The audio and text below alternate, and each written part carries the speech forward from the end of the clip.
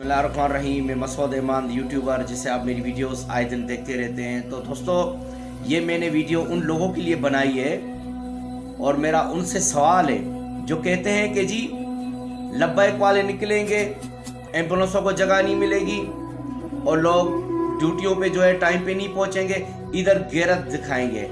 ये लिफाफा साफ़ी भी और हमारी आवाम में भी कुछ जाहिल लोग गैरत दिखाएंगे कि जी देखो एम्बुलेंस खड़ी है, रास्ता नहीं मिल रहा, देखो बंदों को ड्यूटी पे जाना है, वो बेचारे इंतजार में, कब रास्ता मिलेगा हम निकलेंगे। इधर गैरत दिखाते हैं, इधर गैरत नहीं दिखाते हैं। जब आटे की लाइनों में हम खड़े होते हैं, जलील हो रहे होते हैं, उधर गैरत नहीं जागेगी। गैस के चक्कर में जाते हैं, लाइन में खड़े होते हैं, जी मसला हल करो, मसला हल नहीं होता, उधर गैरत नहीं दिखाएंगे।